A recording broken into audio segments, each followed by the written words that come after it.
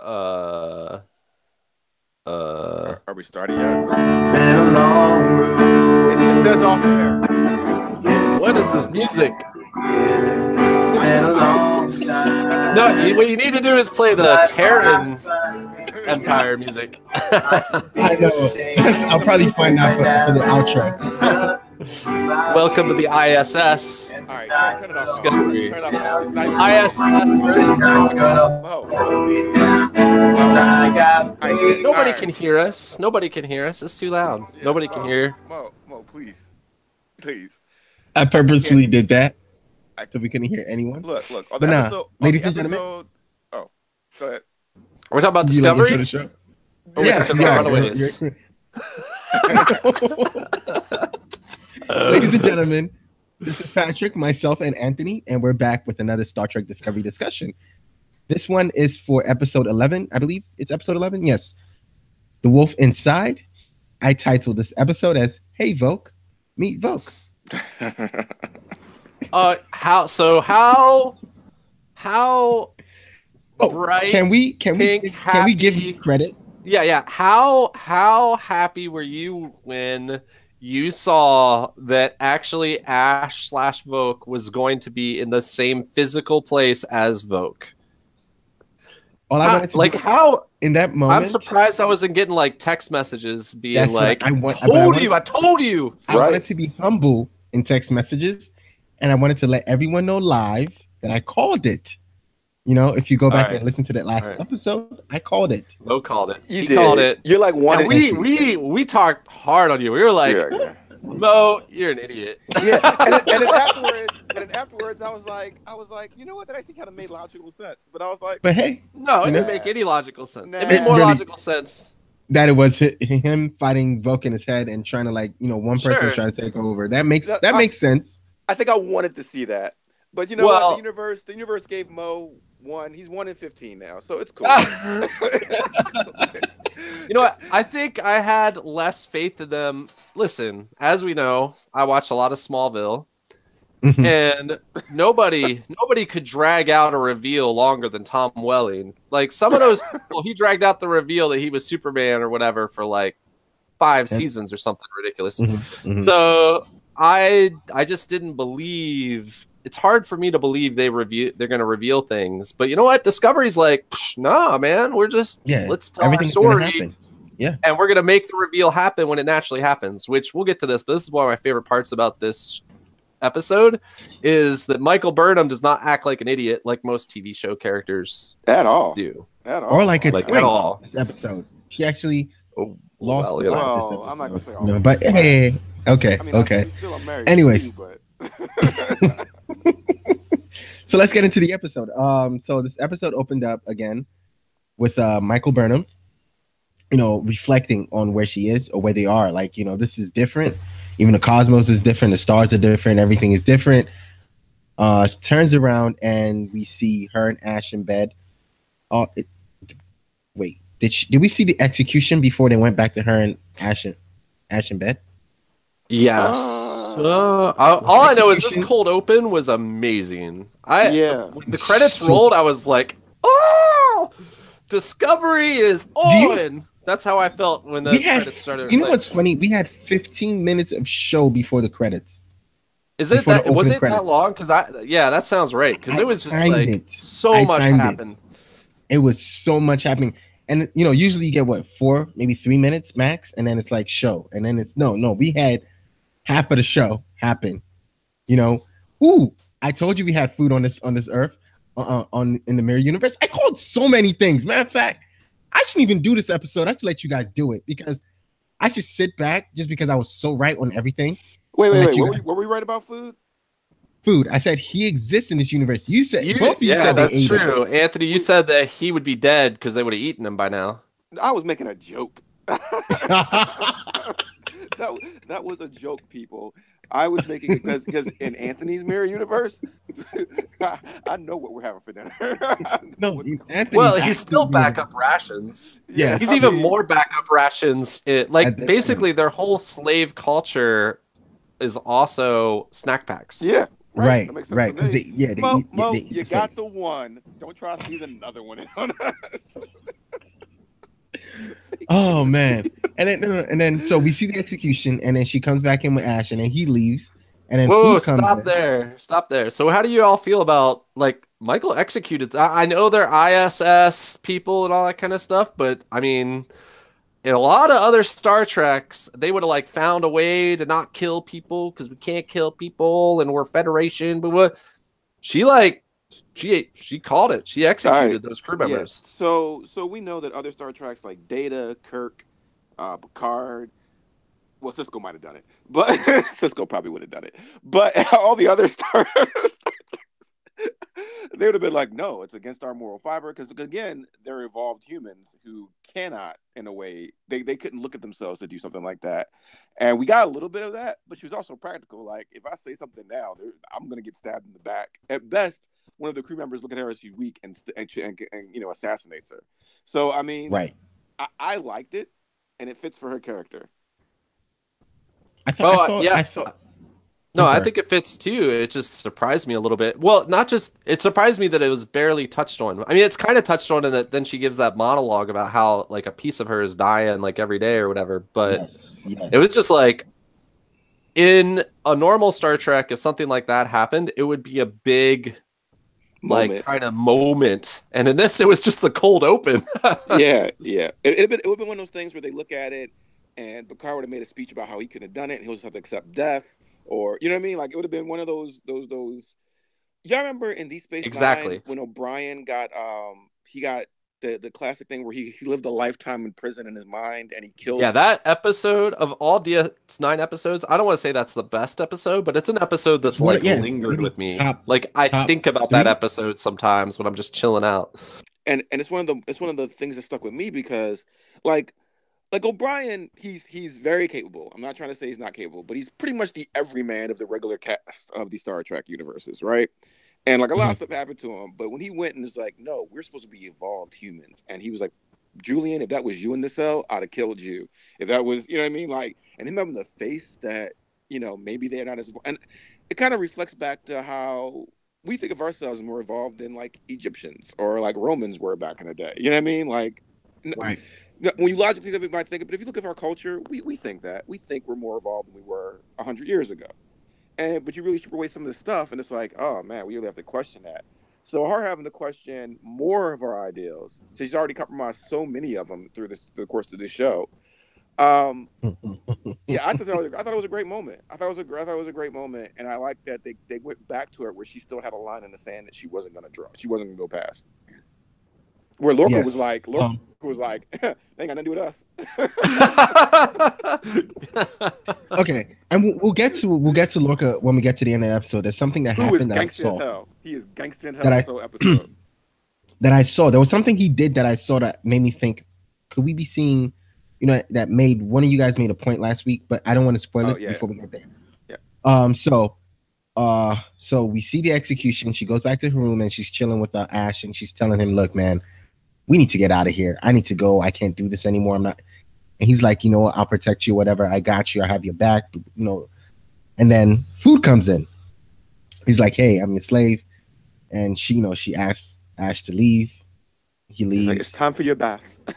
I was like, "Wow!" So he's gonna. That was like an awkward sequence. Yeah, that almost looked like the decontamination scene or sequence. Yeah, Enterprise. I was like, there's no comparison. There's no comparison. That was no comparison. Like Mariah Carey shameless of like, I'm sexual. This is a sexual scene. Wait, what? Clearly, CBS knows how to do it better than UPN. Let's just put it that way. Yeah. Oh God. Like, come on, that was too blatant. Like, if 7 and 9 in a skin tight cat suit and heels was blatant, that was like past that. Okay, so he puts her. He cleans her up. He puts her clothes on. Last Samurai, he put her in clothes. Put her clothes on her, and she went. She went to the bridge. And she did the reach around, buckling up her like from behind. Yes. Like servers don't do that. They go front. Like, why you do that reach around? He was trying to tug at that. Yeah. When the captain can't trust nobody else, the food does everything. Multi-purpose. Anyway, so she she gets a message from the Emperor saying, "Hey, we have a stronghold. We found a stronghold, and we need you. Wait, You wait. know, Can I say one more thing? shoot, Michael, the actress, I forget her name, but the actress that plays Michael, Sonequa." Sonequa Martin. yes, great acting through this whole episode too, where she goes from cold and ruthless to caring and vulnerable again. And so when the food walked in and she was like, Yes. we're done here," and it's like, You yeah, like almost feel it the moment, like when she walks in the room, you can almost, like, whenever she walks into her quarters and the doors close, you can almost like see the weight come off her shoulders. Yes, It's right. amazing. yes. So I mean, mad props to her and everything that she's bringing to the table with that. You can't you say anything about this series. It has had better acting in the first season than any other Star Trek. I'll give you that. I'll give you that. Even though nothing's better than Enterprise, but I'll give you that. Anyways, so I don't know how I feel movie. about seeing Anthony in bed, by the way. Sorry, go on. Oh, I'm sorry. I was trying to get that food scene. I'm up real close. It's feeling- I felt like I had to Bit- back up. Like I had to physically back up because he's like in your face. Anyway, so we're on the bridge of the Shenzhou now, and we get a message from the Emperor saying, "Hey, you guys have to go destroy this planet because that's the resistance stronghold. So you have to go. You have to get there. You have to, shut it down. We don't want anyone getting out." Michael decides, hey. And at first, she decides we're not just going to fire. We're going to actually get on the planet because, I came here for something. So the best way for me to be able to find it is to go down there. And so she strategizes, and she comes up with a strategy that says, "Hey, I will." Wait, we're literally- skipping over a part. We're skipping over. A Did I part. skip something? Please. Like a real important part. So they take Loka out of the torture chamber for a while, and Wasn't that after? well, it happens twice. She has Yes, a it con- happened. it Okay, it happened happens twice, twice. but she has a conversation with them because he's like, "No, strafe the planet or whatever." He was like, "Just do it." Okay, yeah, And yeah. she's like, "No, you can't ask me to do this. It's hard enough. I'm losing pieces. It's like it's hard enough. Everything else we have to do, but you can't help me. You can't ask me to destroy the closest thing they're going to have to a federation in this universe." Right, And right. I'm sorry. and we also get the knowledge that they know he's being tortured, and he knows he's going back to being tortured, and he's committed to this to the point that he'll just take the pain. You saw Right. him grasp that glass of water like, oh, thank God. Just give me like you imagine he was like, just give me 2 more minutes to prepare myself before I have to go back. like Right, I love right. that whole thing. It was also cool because we know how the closest thing they have to a federation, like we know how that turns out in Deep Space Nine. I was thinking about that too. I was like, they don't Time turn out. out like the Federation. So time out. I didn't skip anything then. No, because you said they were going down to the planet, and No, I said that was her plan, was to go down to the planet, and then she pulled Loka out. Or was it after she pulled Loka out and he said, "Just destroy the planet"? Maybe I got it backwards. I'm sorry if I do. Yes. Thank you very much. But it could have happened where she said it first because she said, you guys have gotten soft and we're going down, and then she could have talked to him. But either way, I thought it was a great scene. I love the speech she gave, but it was a great scene, and there was like Right. this line that I'm just not going to cross. And Yes. and then having Luca just kind of be like, yeah, man, like, well, we don't know these people. We don't owe these people anything. We got a whole universe. And her Right. saying, I'm still Starfleet. Even if I dishonorably discharge or whatever, I'm still Starfleet. But it was great to see that. So psychological trauma to a culture is can be hereditary. It can be passed on. You know what I mean? So we saw that with Bajor. Bajorans were really peaceful, artistic, and then they got pretty much culturally, raped for, generations, and they became more militaristic. We saw that with the Cardassians. Picard explained how the Cardassians were a peaceful people until they got brutalized. Same thing with the Klingons, and how when the Klingons got invaded by another culture, they became more warlike to outside visitors, kind of like Japan in a way. They really remember. I didn't realize this before. They really. Like, I think Klingons mirror Japanese culture after they got invaded. Bajorans are pretty much, I equate them to maybe kind of a mix between like Haitian, South American, and African American movements or philosophies. The different philosophies are kind of splittered after certain oppressions, and Star Trek's been really good about that. So seeing like that, even these leaders have a good intention that can even be warped because of the pain and suffering they caused. It's just really interesting to go into it. Right. Well, to So me, it's interesting. Y'all probably We fell asleep just now, but I think it's No, Thank you. that's really interesting. Whew. Just That's woke why we up, brought you along, man. a little mini nap. Thanks, Anthony. It's like, now I'm playing. Um, so she comes up with the plan. She talks to Lorca, as Anthony just helped us like go into a little bit, and then something else happened. Did we get back on Discovery? Yes. Now we're back on Discovery. Yes. Oh, we didn't get any Captain Killian this episode. We got no, we didn't. brief moments, but not really, because she. By the way, We she's didn't. like taking orders from Saru. I was expecting to be like, who's captain of the ship right now? Be like, bitch.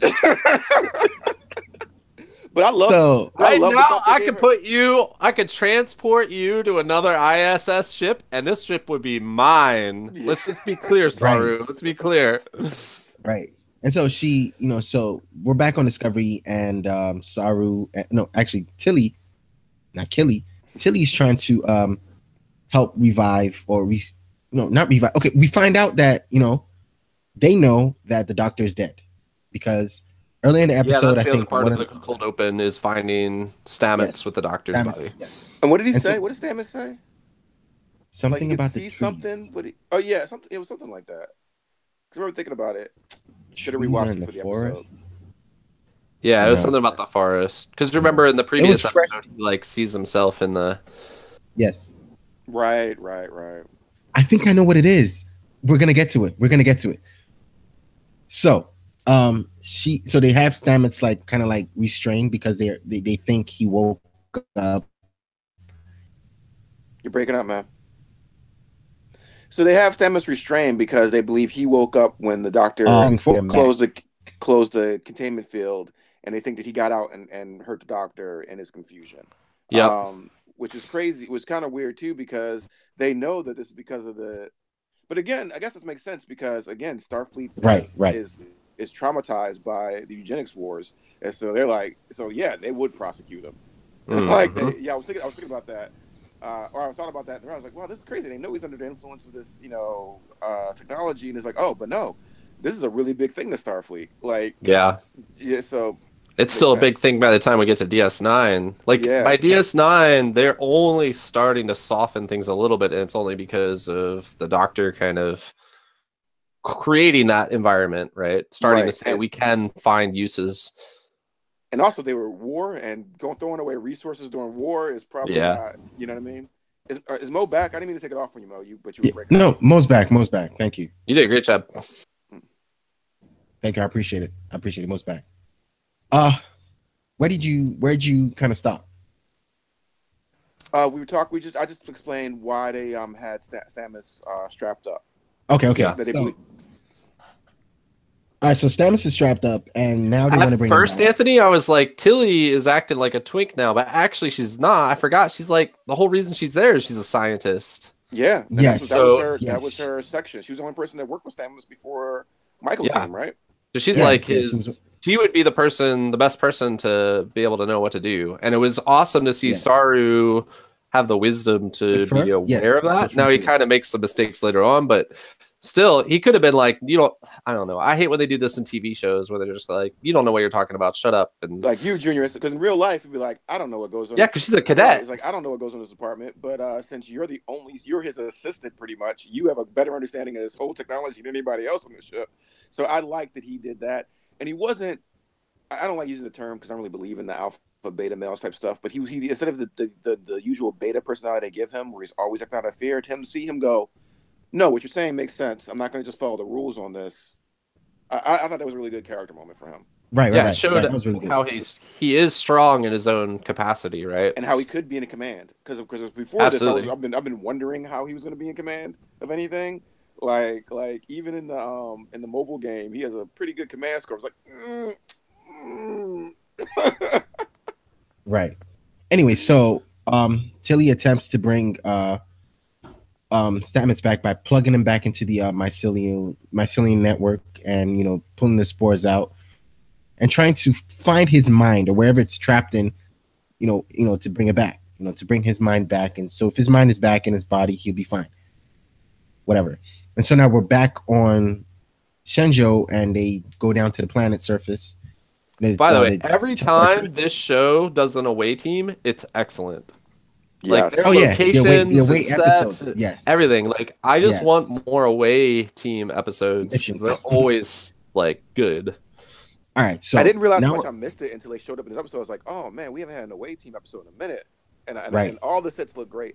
Again, best visuals of any Star Trek, and I Agreed. say that even with Next Generation was like a 20-year leap from the original, but still the sets, you could tell it was a soundstage. You could tell it was a, you know what I mean, like you didn't get a real environment like we've gotten in these. we're now on the planet surface, and you know the rebels on the planet are now firing down on Discovery, on our people, on Ash, and because hey, you guys are intruding, and so we are going to find out what you guys are doing, and you know we're not going to shoot to kill, because while they're shooting, I'm watching like, so nobody's trying to hit them. Like, is this Star Wars? They just have bad aim. But didn't y'all call there was gonna be Sarek? Like when you saw that bowl cut, but they didn't show the face. Didn't y'all guess it was? I called it. When I saw Sarek, I thought that was Spock at first. I really did. I was like, "Oh my goodness, Spock! Mirror Universe is showing up." And then I was like, "Oh, it's Sarek. Makes sense." But isn't it funny how Spock in this universe is still going against his father, like by joining Starfleet? I mean, totally. It's hilarious. He's still rebelling against his father, but by joining the Empire rather than the rebellion. Right. And so Sarek, you know, first of all, they go to meet VOQ, and we're looking at the actual, you know, he's still the white albino VOQ, and it's like and he's starting to say what he's saying, and he's not speaking any Klingon, he's speaking English. And he calls out Sarek, and he's like, he's like a god or voodoo priest or something, and he's gonna find out your intention. No, they call him Master. They call him Master Sarek. And so he comes out. He does the thing. My thoughts, you know, he does the mind meld, and he finds everything out from Michael. After Michael said, "I come in peace." This is a crazy moment because Michael is like, "Gonna do this." Oh yeah, it's a crazy moment because Michael's looking for affirmation from real universe Sarek. And in a weird way, even in facial expressions and the way he treats her, she gets it from Mirror Universe. Yes, she gets it from Mirror Universe. And also, like he didn't try to explain the whole thing to this group of people and try to make them believe this stuff. He was like, "Nope." I know. I was thinking this is gonna be a long story. Yeah, he's like, "Nope, she's good." He's like, "You want to expand on that?" I was expecting no. This is not the same Michael, you know. Dave, she's changed. And moving on. So at that point, then, you know, VOQ is more inclined to believe them, and like, okay, I believe you guys, and whatever you guys need. So makes sense. 'Cause a lot of shows won't do that. Like you have a telepath right there. You have a telepath right there. Why are you just trusting this guy? like right? They use that. It happens all the time. Half of the plots of like X-Men right there. Yeah. Right. Like just right here. And so 2 seconds. One other thing, I love that Michael. This is what I wanted. The philosophy of like how did you bring about peace, and how can we use this in our own universe, and having that debate back and forth with VOQ about like how can you be Klingon and join this alliance and do right. So I love that whole thing. And you know what I loved about that whole thing, Anthony, is it was still truly Klingon, and it was very much so. It was reflecting kind of where the Klingon Empire goes by the time we get to Next Generation and Deep Space Nine, and how they're able to join the Federation. Mm-hmm. And more so is it's still truly Klingon to the fact that it kind of triggered Ash VOQ. Voshak? Well, his Winter Soldier, Tyvok. Yes, that's what I'm calling him. Tyvok. Words were, and he hit on some of the words where if you're Klingon and the trigger word is Kalos, you've probably picked the wrong trigger word. It'd be like picking the in the English every day. It's like really? My trigger word is Kalos? Is Kalos? No, but if they put you amongst humans, how many times are you going to hear that word? I'm just saying. I didn't think that was blather and blatherskite would have been a better word. Like, didn't she use the whole phrase? I thought she used the whole phrase. Yeah, I think she used it in the name of phrase. But he hit every trigger word. He hit every single trigger word. Every trigger word. And Tyvok is like, and then he goes in the name of Kalish and picks up and that fight was awesome. I was like, oh, it's on now, it's on. I was like, hey, Volk, meet Volk. Volk's about to die. That's what I thought. Awesome. I thought Tyler was going to kill him. That's what I thought. I thought Ty Volk was going to kill Volk. And I like the resolution of, hey, I spoke for her. I ain't speak for him. Like, you know what? That makes sense. Everybody, so this is why I love this episode. Everybody in this episode acts smart. Everybody in this episode acts in a believable way that is not creating the plot. Sometimes, a lot of times, TV shows do this thing where characters do things that don't make sense, but they do it because they need them to do it for the plot. But everybody in this episode acts in a believable way. Because, and honestly, instead of saying, oh, it was assassination attempt, kill them both. Like, wait. First of all, this is the dumbest assassination attempt ever. We could just blow you up to the back to your telepath. Right. Like, this wasn't my plan. My subordinate did this. This happens all the time. How many times have we could have just sent torpedoes on the planet and killed all of you? Right. It gains me nothing to come here and talk to y'all. But a common trope in stories is, oh, peace talks broke down because of this assassination. Well, we know there's extremists in every group. We know there are people. And what makes more sense? That a bloodthirsty Terran bodyguard would try to go against his captain to kill this guy to get honor? Or that she's telling, you know what I mean? Like, or this was her assassination plan with no getaway. So I love that. And I think you're right. I think that's something I really liked about this episode was that they acted in real ways, situations. Yes, real smart. And so now we're done. And, you know, she grabs Tyvok and they grab some type of data, like they're gonna data that they're gonna. Yeah, they got data to like, so pretty much you got locations of other outposts. Yes, by the time they decipher it, useless. They'd be gone and it'd be useless. But so they're gone, and now we are on. Now we're back. No, we're back on Discovery before we get back on the ISS Senjo. So we're back on Discovery, and we're now looking at Tilly and Food are trying to help, you know, bring back Stamets. Sorry, it was just food eternally on the show. Yeah, forever. It's like, and so we're back on there, and it's like, yeah, I don't, you know, it's not working, and you know, I thought that was the most obvious thing ever. I'm sorry, you know how we've said nothing on the show was kind of obvious, but it's like they're not going to bring. He's not like, it's not going to be one of those like, hey, yeah, he's back. It's going to be one of those where he kind of drop, you know, he dies and then just comes back. Are you talking about Stamets? Yes. I will give him that one because they've killed every side character that we've gotten. Yeah, I'll give him that one because I gotta be honest. Later on, when she's beaming out Tyvok, I was pretty sure he was gonna survive, but they had me enough that I wasn't 100% sure. We weren't Walking Dead doubt. So to Discovery's credit. Right, we weren't Walking Dead level doubt, but we were. Okay. It wasn't a guarantee. In my opinion, that's the right place to be as a TV show. The right place to be as a TV show is just enough uncertainty that you're not 100% sure. No. Right, and so you wouldn't bet your savings on it. Like you wouldn't.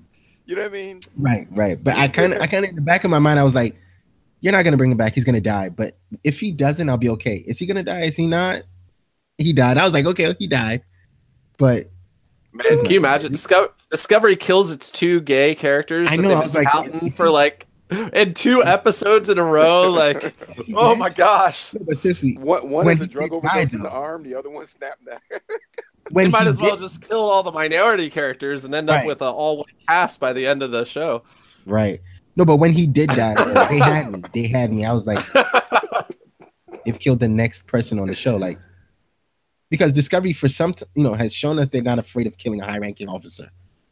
Without a doubt, but we only get to know so many people. Like we're getting more FaceTime with the cutie number one. But we got a lot of FaceTime with Culber. Yeah. You talking about number one? No, the doctor. We got a lot of FaceTime with the doctor. We got a lot of FaceTime. A lot of FaceTime. It was like, when it's time to go, it's your time to go. And Right. the first security officer, like Oh yeah, we had like a lot she of was faith the main in her. character at the beginning. Which I will say this, that security officer, I was really interested to get to know her. I was really, I mean, and she did play a characterization of the tough security female officer, but I was Yep. like, oh, snap. And I guess, again, the thing they're going against is you knew that the main cast was pretty safe. You know what I mean? Besides Mhm. the Tasha Yar and the Dax, which are more publicized actress issues with the roles, like, if Mhm. you're a main character, you're pretty safe. But all these side people with no names, I mean, there, yeah, you're gonna get a console because Star Trek I doesn't move really credit. hope. I really hope cute metal face doesn't go anywhere though. Detmer. I need to know Detmer. some more about her. I need to That's know her some about name. her. Detmer, is that it? Mm. But I but we can't believe know, I called her cute. but we know that Starfleet does not believe in circuit breakers. So if you're a random person on a bridge control panel and y'all get hit with a phaser or a torpedo, it's a good chance. You got 50-50 shot. You got 50-50 shot. Get that console blown up in your face. Some sparks are gonna hit you. Oh, God. Rocks are gonna fall from nowhere.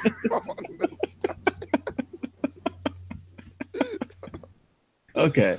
Yeah. Anyways, so There was an episode of Tabletop where Will Wheaton had a bunch of the Star Trek cast on the show, and Oh, they really? were they showed how they do attacks. Like, The shaky. you know how yeah. So Will would count down. He'd be like 3, 2, 1, and then everybody was like ah, and Oh, they'd be really? like 3, 2, 1 ah. So yeah, they just totally do that every time. It was hilarious. We gotta find that. We gotta find that. oh, we do. We Okay. should post it on here. Anyways, Or link. let's We get can post a into link. that. We can Yeah, post a almost link. done. We are not getting sued, Mo. We are not getting. Oh, we will yeah, not make post a Will link. Wheaton our enemy. We will not make Will Wheaton our enemy. All right. All right, we're almost done. We're almost done. So, Discovery, Stamets is dead at this point. So we're back on the ISS Shenzhou, and we've re-energized on the Shenzhou, and she's like, she hands the data over to number one, who's Detmer, and she goes, "Hey, Ash, with me back to my chambers or whatever." Oh, I skipped something. Remember when Saru came in the second time and she's like, "What's your name?" And he goes, "I'm a slave. I don't have a name." And she goes, "I will give you a name." No. She She's just accidentally accidentally calls him Saru, she's and like, then he looks at her crazy. And like, I will call you Saru to honor a friend. And she's like, Right. all right, whatever. Like, Okay. Yeah, well, it's not a whatever. It's a pretty important moment because I think It's it's a pretty why important what moment. happens Yes. later happens. it's That's the Harry, why it it's the came Harry to my Potter mind now. moment where he gives that thing a sock. Dobie. That is exactly what it is.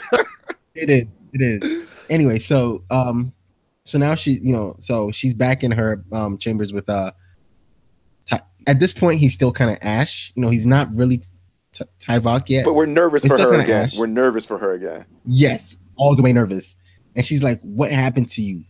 And then he starts to, go into like, he starts to become Tyvok more and more. And then he tells her flat out, "I killed the doctor. I'm me. This is who I am." And that's when we learn he's an idiot.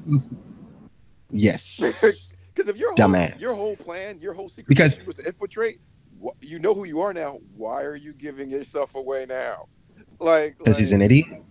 Yeah. Or maybe he's a because zealot. at this He's point a he kind of zealot. knew. He's Yes, a zealot. yes. He's a zealot, and he's about to kill her Yes, he's about to kill her. Because he says some things. He said, "Oh, well, you shot because my." it's revenge. Remember, he's angry that she killed Yes. his god, Yeah. basically Yes. his prophet, and so You killed him, and then you stabbed me in the eye. And then she goes, "I never reported that." And that's when it clicks to her that he is who he says he is. And she's pissed too because Now- she didn't give it. Right. The one species she's xenophobic Wait. against, she lost her virginity too. So,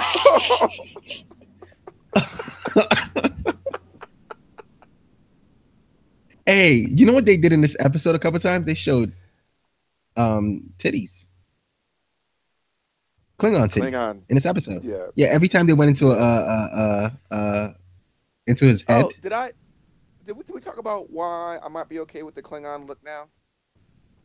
and we got more torture scene, which I'm not okay Right. with. So We'll get Why to are that you in- okay? Why are you okay with it? We saw the Andorians, right?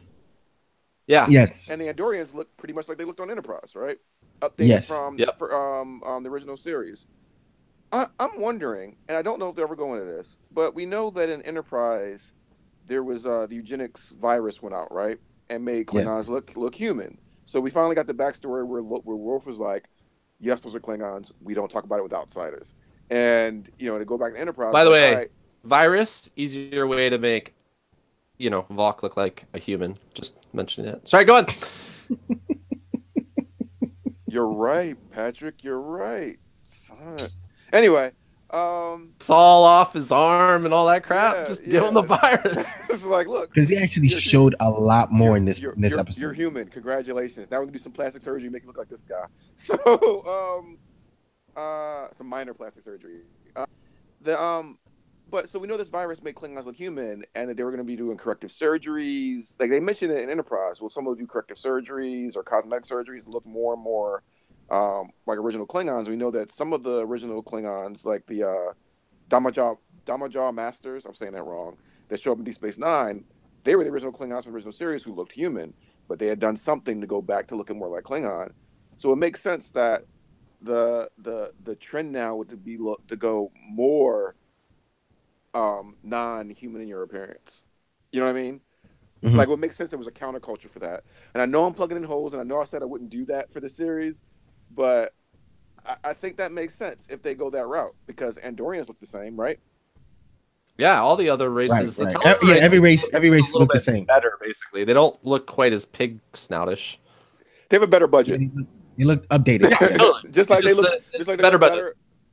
Look like they look better than when they show up in the original series. Just like the Andorians. I mean, don't you think some of that, though, some of the Klingon look they had to do for this storyline, because otherwise it would have been pretty easy to notice it was the same actor. Oh, true. True. Though Star Trek has used a lot of the same act. Well, but you gotta get right for the big shocking twist moment. I got you. Okay, so I know I just rolled. And then he goes, "I'm going to kill you." Mm-hmm. And then he goes, "I'm going to kill you." And then they fight. Him. Did you call that a fight? By the way, hey Twink, guess what? She gets overcome. She's about to die. She's literally about to die. And we know that he's not as strong as a regular Klingon anymore because he's had muscles and spine stuff removed. Did you see him fight VOQ? He was about to die. And doesn't she even go for the neck pinch and he stops her? He stops her. He grabs her and it's like, nah, not this time. Yeah. And while she's about to die, mirror food comes in. Like, she gave me a sock. And so Detmer comes in. Her acting was so on point from being traumatized. She goes from to like cold. This is another assassination attempt. Take him away, kind of thing. Well, now we have a really interesting character in her as well, in that now she is. I mean, I don't know. Tell me if I'm wrong, but she fell in love with Tyler. Mm-hmm. Gone through had her nose physical open, abuse at the almost being murdered by her lover. So yes, she's dealing with a lot. Yeah. I hope those Vulcan emotional repression techniques come in handy. Right. I think that's what she's gonna have to do at this point. So she goes up, and then Detmer says to her, "Look, this is the rules. We got to kill him." No, she says, "No ifs, ands, or buts." I know you're fine. By the way, I have to say, wink, wink, wink. I have to say that in After Trek, the producers or whatever did say that, at the very beginning of After Trek, I recommend, even if you don't watch After Trek because the host isn't the best, just like 5 minutes of this. They should have us do it. They should. Yeah, totally. I feel like everybody else is trying to do that. The Talking Dead thing. So Game of Thrones. It's not the best. I mean, do it like. The cast is great on it, and to be fair, the host was better this episode than I've ever seen him. But my real point is, one of the producers or writers or whatever is on there, director. I think it's the director of this episode, and he explains very clearly what was done to VOQ. So he just straight out explains what happened, and that yes, in fact, they took VOQ and rearranged his body so they could look human enough that it could get past basic scans. But if you did any deeper scans, it would find out basically injected, downloaded Tyler's brain, his like, you know, mind onto over top of VOQ, basically to hide VOQ until a time when they could use a keyword to erase Tyler, and then VOQ would return. And then the plan was for VOQ and Laurel, I guess, to take over the Discovery was the plan. So we were right that Tyler was a real person at some point. Yes, Tyler was a person. I don't think he said for sure that he died at the Battle of the Binary Stars, but that's my guess, is that he was a victim, because that's where they would get the mind, right? They were at. Yes. I mean, the last time we see VOQ is at the remnants of the Battle of the Binary Stars. So. Okay. And so, you know, she walks up and she says, "I'm gonna do it. Let me do this one." You know, look, I have a couple that's things. when you knew there was a trick. There was a trick. Oh yeah, the moment she did that, I was like, I thought she was going to send him down to the planet. Actually, yes, like let him die with them. Well, she thought they were going to live. That's what I'm saying. But to them, like, let them die. Let him die with them. And no, but what they did, which was brilliant, was show him outside for like a second and a half, and then get grabbed up. So how come Discovery is close enough but not on sensors, by the way? That's my only question. That was my question, too. It's like, where's Discovery that they can do this? Because as far as I know, they were someplace else. And maybe she, like, teleported him on the other side of the planet or something. Because they could seem to be able to teleport pretty far. And then they pick him up over there. And again, our discussion maybe somewhere in the middle? Our discussion about space, how long you survive in space, we brought up in Star Wars. Star Trek got it pretty right. Like, you don't die. It's not lava. You don't die when you go into space. Right. So I love that they put that in there. Yes, dude. Seeing those crew members at the beginning die, though, it was vicious. You actually saw them die because it's like you could see. No, they just leave the camera on there. They're gonna make you watch. I had Rick and Morty flashbacks. So I don't know if y'all watch Rick and Morty, but there was a scene with all these Mortys dying in space or whatever. It was. Yep. But yeah, that was her. That was. And so they grab him on Discovery. As we've gotten in a Star Trek. That was super dark. And then they grab him on Discovery and take him to the bridge, to the. And he has the data stuff. Yeah, to the bridge. You take him to the bridge. Yeah, bridge. That was so good. That was how they transported the plans. Was genius. I love it. Right. And smart. But then we're back on ISS. One of the things when Sarah was talking about, like, we're gonna charge you for a Starfleet. He's not a Starfleet officer. Like, if anything, at this point, he's not. Like, like, back on up, man. I get it. I don't think Saru knows the extent. Oh, okay. And so he's talking. He's just talking as. That was my opinion too. That Saru doesn't really know everything yet. Yes, he knows the basics probably, but he doesn't know everything. Yes, and so we're back on ISS Senjo. And they get a message that another ship is coming into orbit to destroy that planet. Michael runs up to the bridge, and she sees the planet get leveled. I hope here it comes. Then the best part of the episode to me. Whoa! That planet leveling. Swagger. First of all, oh my god, it was beautiful. Those torpedoes hitting the planet, like that was some like Rogue One type stuff going on there. Like that showed what a starship can do to a planet in a way that I don't feel like we've seen maybe since like the Genesis torpedo or something. Like yeah. I mean, they mentioned what a starship could do to a planet, but we've never seen anything like it. And the fact that how it happens, where's it coming from? So she's like, we don't know where this ship's coming from. And I hope the Vulcans aren't really a punctual people, but I kind of feel like they are. Like, you got an hour. You're good for an hour. Yeah, my hope is that they got out of there because they were like, she said an hour. I don't trust her. We'll take 10. Yeah. Right. Make it happen faster. And then, so the planet is destroyed, and then the Emperor, does the live stream onto the ship. Everyone, as soon as they see the Emperor, does the look, turn, bow, boom, chest, and he bow. Except Michael. And at first I was like, she better call that out, and she did. Oh, yeah. Yes. She was like, you're not going to bow to you. I was like, oh. So I'm watching the episode like face in that moment was perfect. It was whose face? Taniqua Martin Green? Michael's face in that moment was just like in total like I don't even know what, like, you could see all the emotions are running through her simultaneously. Yep. Yeah, because she's like confused, shocked. She's just everything. But at also, one point. let's talk about Michelle Yeoh. And I put this on her. She'll probably never read it, but I put it on her Instagram because she was talking about Guess Who's Back. And I put it on there. I was like, I don't know. Your swagger was my favorite part of this whole episode because she came in there like she was a pirate. Yes. Yeah, I know. I know. I was like, yo.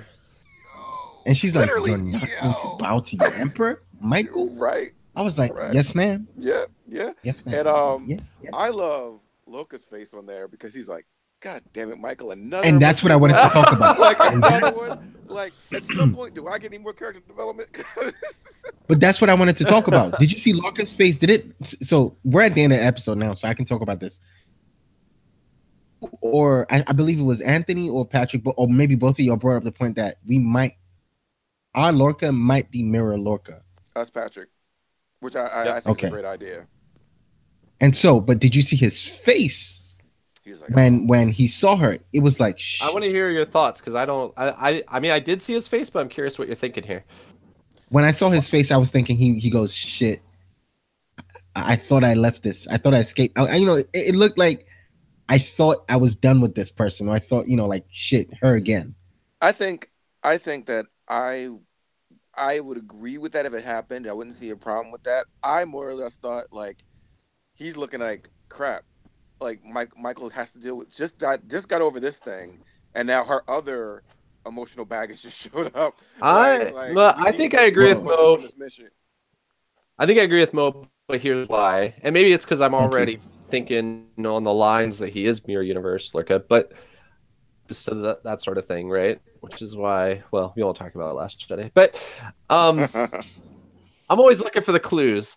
So I think that, and it could just be that Michael just did such a good job acting that like you could see the surprise on her face, and Lorca did not look surprised. He looked not look scared. Yes, he did not. He look surprised at all, and that's what it was because he kind of had this like a shit, like a fuck, like damn, now I got to deal with this again. Like that's the way it looked to me. I agree with. I would not be mad. I'm not arguing against y'all. Patrick brought up the scars and even the doctor, when he smashed, when he was trying to get out of trouble by smashing. Well, the admiral being like, "You're a different man" after she got sex with him. He does not act like. And also, he like is standing in that window, right? And there's a weird thing with his mirror, and I noticed. Hey, so I recently watched Alien Web or whatever. That's the old original series episode, right? And in that, remember when Stamets is looking in the mirror and there's like a different person, a different Stamets looking back? In the Tholian web, there's a moment where Kirk is caught what we now know is in the mirror universe, and the rest of the Enterprise is in the real universe. And Kirk to O'Hara, I think, or whatever, in her mirror. He shows up in her mirror, like looking out at her. So, so I think there's some weird stuff with reflections specifically in the mirror universe that are connected. It makes sense, and maybe that his injuries really came from. Yeah, there's a lot you could do there, and maybe he's. And that's why. And even you brought it up. Even you brought it up in this episode. He kind of looks like he's not averse, just used to being tortured. Because not even like phased by it. He's like, just do what you got to do to get us out of here. And if you look at Enterprise, they started the thing where if you mess up, the standard punishment was to go in the tube. Think about it this way. So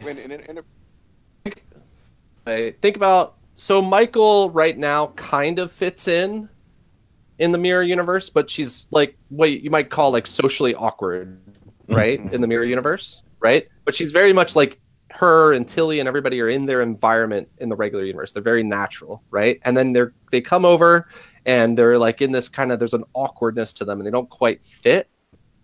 That awkwardness and not quite fitting is exactly how we have been describing Lorca for the last 9 episodes before he jumped over. Yeah, and he's such a different captain. He's such a different captain, but it's because he didn't quite fit, right?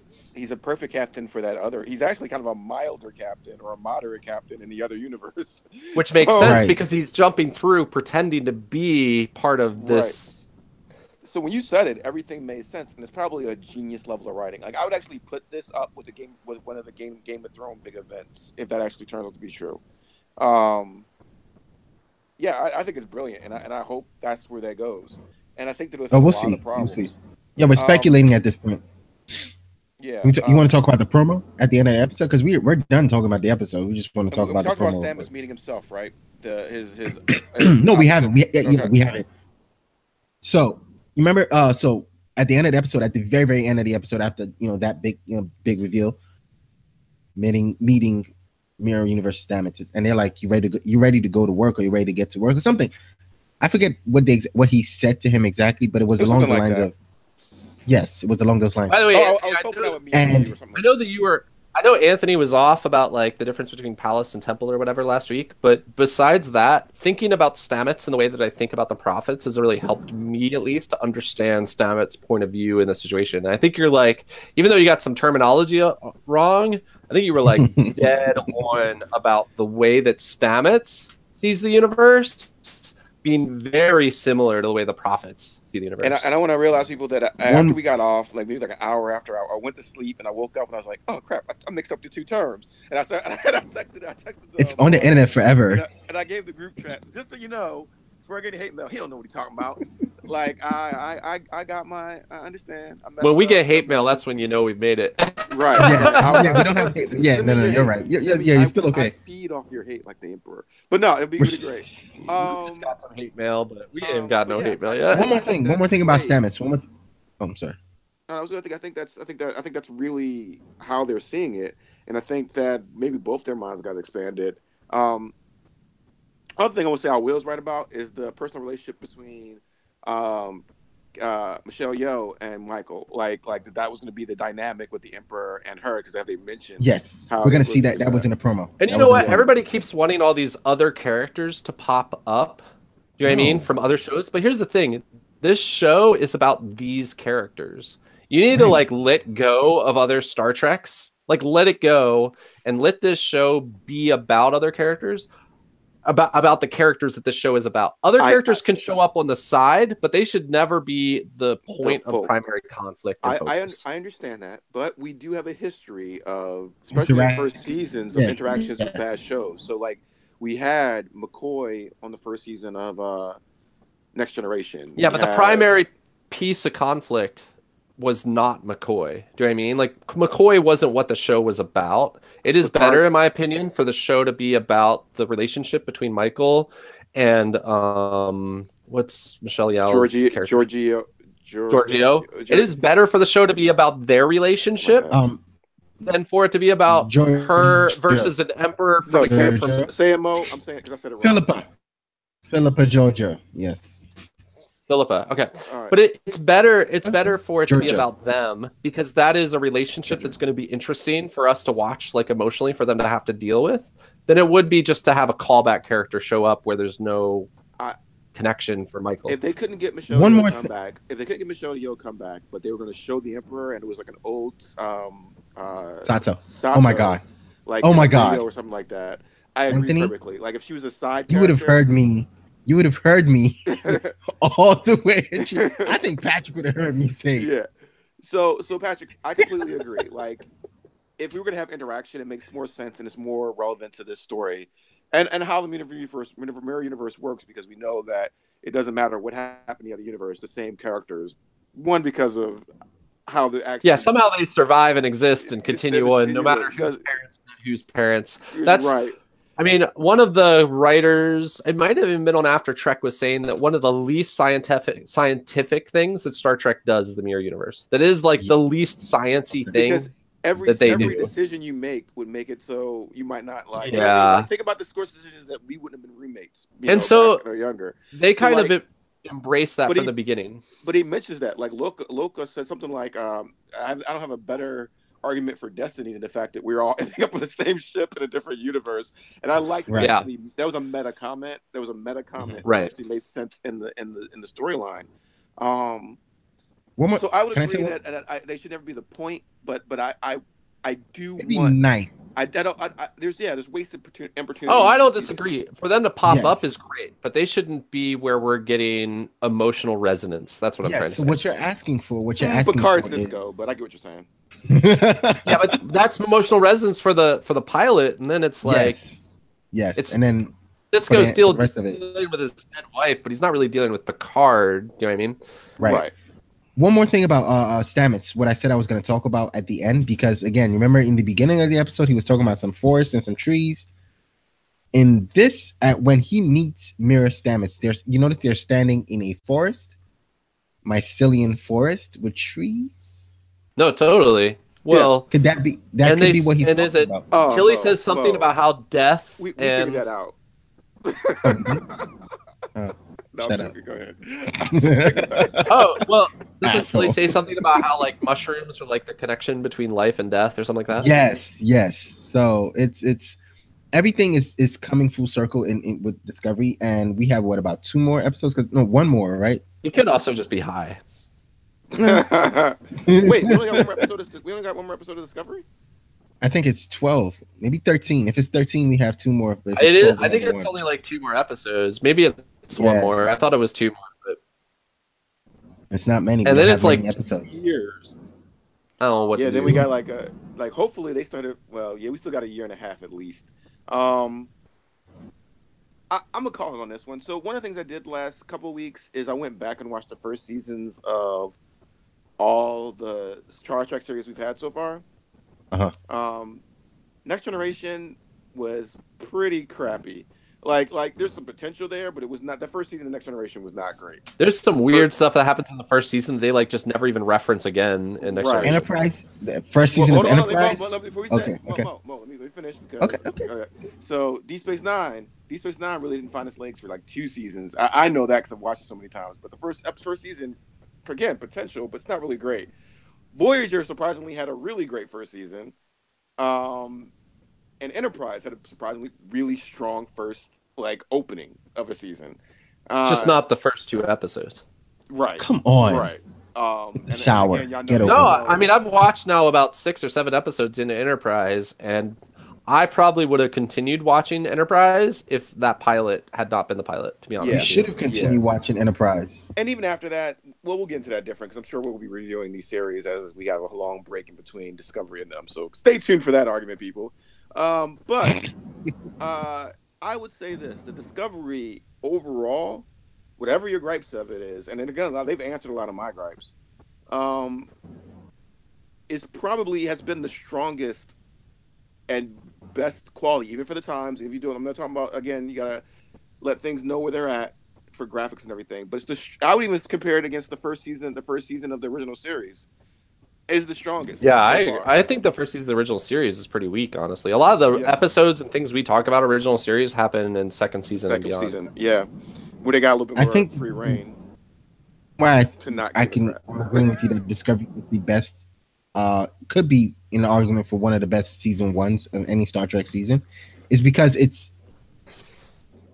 contained itself to what it's about. It hasn't tried to branch off into anything else. It's still the same show that we've watched from episode 1 up to this point, even though they've added new storylines. It's the same show that we saw coming out the gate. I think what usually happens I'm gonna in most of the go. other Star Trek. I want to go a step further. And say that I think the Discovery is setting itself up. It may not be there yet because it's still building. In a lot of ways, everything we're seeing is like creating these characters, building these characters very carefully, very methodically, creating conflict. Like I don't know, but my guess is maybe Tyvok sticks around for a long time, and we have this character that's on the bridge that literally has 2 brains inside of one person. Things like that. But I think it's setting itself up for like Emmy level storytelling. That's my opinion. It's not just setting itself up to be good Star Trek. It is actually setting itself up to be top-notch television. I think that the potential is very much there.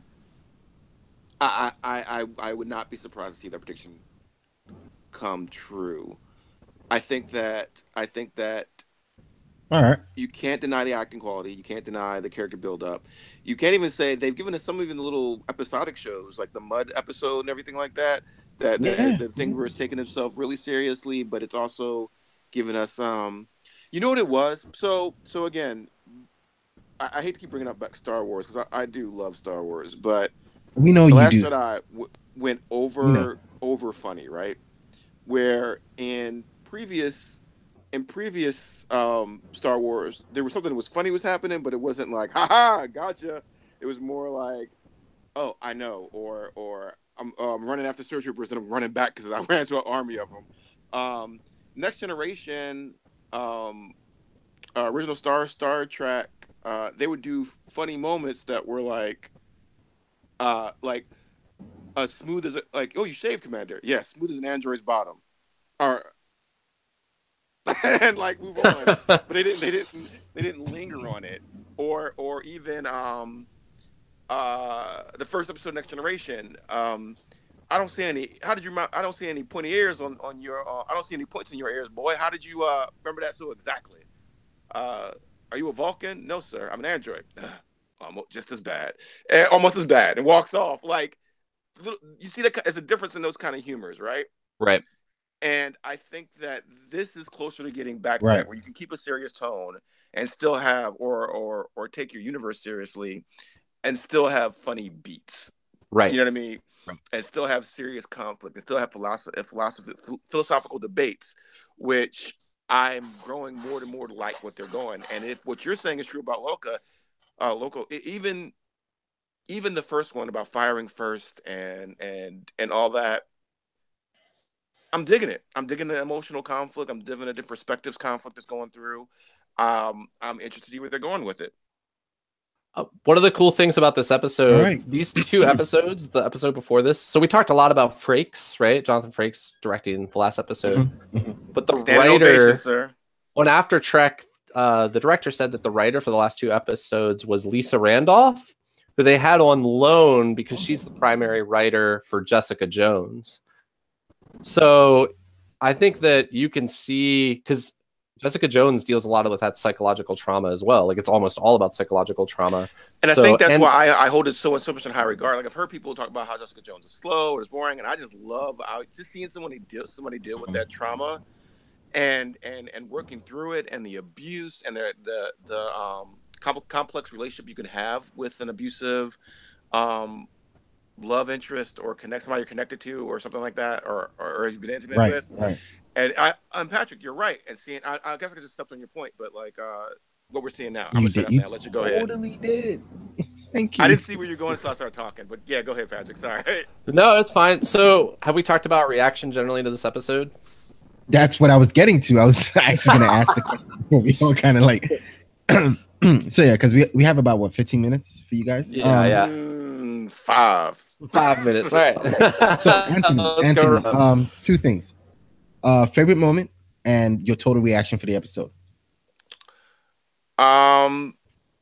I love seeing that Miss Yo swagger, and oh my gosh, she just came in like she was. I said like I kept seeing like a bandit or a pirate queen just walked on the ship, and like, don't you bow to your empress anymore? I hope she hams it up so much. I hope she just embraces. I don't know. Ham it up might be the right might not be the right term, but I just hope she embraces this role so much, and we see like just a sinister so much. Yes. Right. And so reaction for the episode. Or rating. It's probably going to be one of my favorite episodes of this. This and the last one are probably going to be my top tier. And compared to, I'm going to say compared to Star Trek episodes, I'm gonna give it like a 9. I loved everything about it, really. Patrick. So I'm going to coin a term right here and now, and I'm going to call it plot dread. Do you know what plot dread is? It's when. Please. You just coined the term. Plot dread. I gotta tell you, plot dread is when you know what they're going to do and you hate it in a plot, right? Like when you're like, right. And so I had plot dread when they beam back to the Shenzhou, and after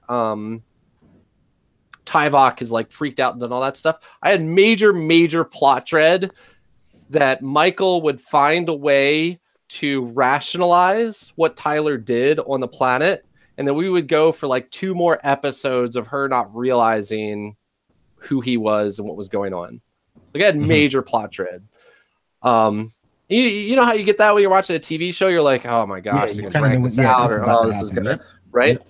And instead, I mean, it's my favorite moment, because instead Michael says, I need to talk to you now. And she directly asks him the correct questions to figure out what's going on. She doesn't let it lie. She doesn't pretend like, oh, I'm just going to let this fly by. And she does it at a believable time, because I can believe that she would let things pass, like when he was freaking out in that ship last episode and stuff like that. That's how real people act. That's how real people deal with That's how real people act. I totally agree. But they didn't drag it out any longer than I felt like it should have been dragged out. And also the reveal, Game of Thrones and some of these other shows have gotten to this point where they hang almost their whole show on the surprise twist. Yes. Right? This show, we knew what the twist was pretty well before it happened, and it was totally okay. And in some ways, we discovered new things that only made it stronger, right? Like, now we have this character that has 2 minds in one head. That's a really interesting thing. Who cares about the twist? I'm curious about that now, right? Really like that. Go on. There's when you read a good mystery book, the clues should already be there. Right. And while you're making your theory, your hypothesis about who did it or how they did it, how it went down, when you get clarity about how it went down, and you see how many the clues lined up or how many you figured out, it's a feels. You should go back and say, oh, that makes sense. Right. So there's a anime that came out this last season. It was called Juni Tyson, and when you look after the last episode, you feel like, oh crap, and you look at all the clues that really lined up. Right. Going up to it, and you're like, yeah, that makes sense. And again, I'm traumatized by Last Jedi, but when you don't have things that line up and pay off because you logically have these clues that you're following, these breadcrumbs, and in the age of the internet, you're not necessarily going to be able to hide your twist. And so what that means is stop relying on the twist for your story. Stop. Tell a good story. You can have twists, but tell a good story. So if the internet figures it out 3 months ahead of time, you're not like, crap, our show is just ruined. Instead, you're just telling a good story, right? Because I think if we went back, we thought we figured it out. Maybe the episode he showed up on. Like, I'm pretty sure we were. Yes. And so really, we called it. So really, our enjoyment from that twist came from, are we right? Oh, does this confirm it? Does this take away? Well, how can he do this? How does maybe we're not right? Exactly. And now it does all make sense. Now it all it totally makes sense, because I remember one episode we were like, I don't know. He seems to have way too many human memories and like seems too legit. Well, guess what? He does have human memories. He is legit. But we came up with that theory before they confirmed it. The whole mind on top of it. And so we felt like there was. It's not like it is kind of like we were right. And it's a rewarding payoff. It's a rewarding payoff. It's very rewarding. That adds more story. And now we feel more invested into how is this going to work out now? Yeah. How are they going to And so yeah. So that episode. The only thing I'll say is that episode was good, but it wasn't as great as the previous episode. And a lot of what made this episode good is it was relying on the energy that it was imbued with from the episode before. Okay. But in another way, that's good because it's not episodic. Like one of the problems with that O'Brien episode is the next episode, he's like totally happy O'Brien. You're like, well, dude, you just spent like a whole year in jail. Like, I'm not okay with this. You should be in therapy for a while. You should be with the therapist. But they make a point. They made a joke about that in one of the. I don't know if it was something we were talking about it, and they were like, yeah, the writers would do something completely really traumatic to O'Brien every season. Poor O'Brien was like a trope. Poor O'Brien was a trope in Deep Space Nine. And really, some of the episodes are just called Poor O'Brien episodes. Right. So like that was the thing that season. But like you said, out of almost all the things that happened to him, maybe the Molly thing that happened, but almost all the things that happened to him, like that was one of the ones that stuck with me. Yeah. Totally. I still think about that to this day. It's kind of like when we first watched Battle Royale. It just like stuck with you. So my real point is this episode is very good, and it's hard to tell. It's almost just hard, kind of like the very first 2 episodes. It's hard to separate, in my opinion, these 2 episodes. They're just interconnected in a lot of ways. So, All right, so I'm guessing you're gonna lump your grade for last week and this one. What's it? How do we give grades? Is this like how No, many? we're not. We need a ranking system. We Like do. Yeah. this is 3 beers, or this is I don't know. Like what? All right, we'll figure it out. We'll figure it out before the next. What about if you, the Mo? next episode is the last one? Yeah, your reaction. I'm gonna go, but I'm saying Mo, I'm asking you something, Mo. Oh, your opinion doesn't matter? Is that what you're telling us? That's what you're teaching us right now. Mo is all. No. Mo has the very poor task of trying to moderate I two know. people who just want to talk the whole time. Yes. I know. He's like, yeah, I wanted to give an opinion, but you guys talk so much. We got to go now. We're out of time. Thank you. Good We night. still have like 6 more minutes, so let me go. Anyways, I have two favorite moments from this one. One of the ones that I have is the one I called. You know, Of course. just seeing. I knew it. Speaking of hearing Mo, I did hear you. I did hear you here in Seattle when that moment happened. I was like, yes. Oh my God, you a hard time. A hard time. Yes, you did. It was like, because that's goddamn stupid, Mo. What the hell are you talking about? Patrick said, shut up. Of course you know, because you wrote it. I was like, oh, okay. All right, in your alternate universe, Mo, you can write whatever you want. You're right. There Mo, that's so simple. They wouldn't do something stupid like that, Mo. Goddamn, Mo, you go turn off your mic. Turn off your mic. Yeah. No, just seeing him lose his mind or gain his mind at that point to attack VOQ, who's also, who's spewing Kalish words or using Kalish words to define why he's doing what he's doing, why he's a part of the resistance, to me was a huge moment. And seeing Tyvok go crazy because this is our philosophy. I see you, Anthony. Just calm down. When I'm done, you can go. Did you just mute him? No, he muted himself because he was about to go off. And seeing Tyvok just know that, okay, this is, how can you call yourself a Klingon and use these words to do what you're doing, and just that's why seeing that conflict happen was fantastic to me. And to Anthony's point, seeing Michelle Yao come aboard to do her live stream was just because you both are in love with her. I know it. Yes. Heather, I'm loyal to you, but so much, Michelle. If you ever watch this, Michelle, look, it's yeah, those two moments to me were standouts. I mean, Patrick, your moment was very standout. Her saying as stern as possible as soon as they got back, and she goes back to being cold. It's like, you with me now, and then she's like, in his face, what happened? Why did you do this?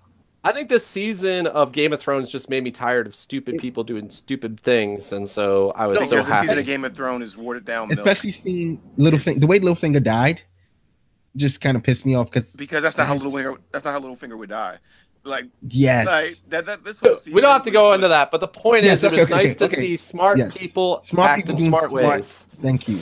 And so at the end, I'll give this episode, if I did have to grade this episode, which I don't want to, but I just think it's so powerful. But to Patrick's point, it lends itself more to what happened in the first in last week's episode, the first Despite Yourself, because seeing everyone have to change to become a different person other than themselves, especially seeing Michael grow from what she had to do in that episode to this episode, I think it's a lot of this episode. If Despite Yourself had been a bad episode, this would have been a bad episode. Yes, pretty much. So I can't really grade it. And Anthony, you can go now. Oh, you can't grade? Okay. I was gonna say one thing I also like a little twist about it is how in Enterprise they talked about how Vulcans weren't allowed to use their religion, like even the hand sign, and they talked about in this one that the humans outlawed Klingon language. Really struck home with me about like how one way you try to dominate a whole people is take away their culture, and even food. I'm assuming his culture. We don't know much about it, but I'm assuming he doesn't even get a name. So yeah, there was a real touching moment where Saru asks Michael, "Remember, have you seen any other Kelpins?" Any other? And he's like, this was right after she had seen Mira Saru, and she still said no because she didn't want to have to tell him that. I'm curious if they'll go back into that, but also like the manservant mentality when he saved her, and he was like, she tried to kill the captain. Like there was obvious, you know what I mean? Kind of like the Yes. house Negro type of thing, or the Yes. or the. So I'm really curious because DS9 did not shy away from dealing with some of those issues. In fact, a lot of people were angry at DS9 for dealing with Earth's past, dealing with African American slavery and dealing with civil rights. Star Trek has avoided that with humans. They it absolutely has. And to have Cisco come on, it's like, I'm not going to the holodeck program because I know I wouldn't be allowed in that club back in the day. Two of the producers on this episode that were actually on set or whatever were minority women. There's a lot of minority people who are. We talk about this a lot in chat, but I'm a big proponent that doesn't just matter who is on stage, but it really matters who is behind the cameras and that kind of stuff. Yeah. And there is just a lot of minority representation, producing, directing, writing for this show. So I'll be really curious long term. I don't know that it makes sense right now. It's just a few episodes, but long term, if they go that DS9 route and start to, explore those issues in a way that, I'll be interested to know what happens after this series, like 7 years from now when the series is over. And there's more freedom to talk about what's going on. You know what I mean? That's what I agree. What I mean by that is if you were Michael Burnham as an African American woman or man, right? If you guys were in her spot and you now have Saru come to you as a slave, that's going to have an impact on you in a way it won't have an impact on me as a white dude, right? Right. And even though Star Trek happens so many years into the future, one of the beautiful things that DS9 shows is that past hasn't totally been forgotten. Right. And so that would be a tragedy. That would be exactly. And so it'll be interesting to see if those sorts of motifs come up later on in the show because we have this kind of representation, directing, writing, producing. Okay. Thank you. This has been our Star Trek Discovery, The Wolf Inside group discussion. Myself, Patrick, and Anthony, and we just went through the whole episode. I didn't go into the promo for this one because I'm trying to remember it, but I know in the promo, Michelle Yeoh, Emperor Philippa Jojo, actually, she addresses both Michael and Lorca. At one point, she says something to Lorca, kicks him down, and then she's talking to Michael in her captain ready or the Empress ready room or whatever, and she pulls a blade right up to her throat and says something to her. And I was like, I thought that was really interesting. I'm ready to see what happens next week. Like you always challenge me, or you're always trying to. Yes. The next episode looks pretty cool. They would have a perverse relationship, but still a close bond in this universe. I'm hoping. So I love speculating about what's going to happen. I love that. Okay. Anyway, so thank you guys again for watching. Thank you guys for listening. This episode is on iTunes, Stitcher, TuneIn, Google Play, all the things. Google Play, everything, everywhere you get your major podcasts. We're on there. Search Earth 2 Comicast, and then I'm so glad now because I can actually listen to you guys when I'm driving to work and stuff. All right. So my voice. So. By the way, Lucas and Mo, you haven't watched Lucas and Mo, it's pretty hilarious. You guys are cracking me up in the car. I gotta pay attention to my driving because sometimes I'm laughing too hard. we have some comments on iTunes, and so they've always said it's a pretty funny show. So thanks to the listeners, and we already know the feedback from Star Trek. Our Star Trek episodes are just amazing here on YouTube and on Facebook. Thanks to Patrick, and there's a group Patrick put us in, and also because Anthony's just the life of the party. So nah, this is all y'all. I'm just here. I just had to say something. I'm just riding these coattails. He's gonna ride up to a paycheck.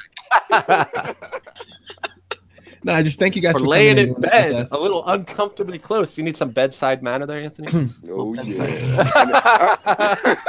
All right, I think it's time for us to go. But Patrick, you're my food. You're my emergency food ration. We'll be back on Tuesday. Weekdays. I'm not gonna say what happened this Tuesday, but we're always here on Tuesdays for our Star Trek Discovery discussion. No shade. That was some shame. But we're gonna be back every Tuesday, 7, 8, or 9 o'clock, whichever time we're here, and we'll be back to do this again. We want to thank everyone. To our new format too. yeah, we want to thank everyone that keeps us, that keeps responding and commenting, because we do it because you guys love our show and love the feedback. So thank you again, everyone, for listening. Thank you, Patrick. Thank you, Anthony. I think we are out. Oh my God.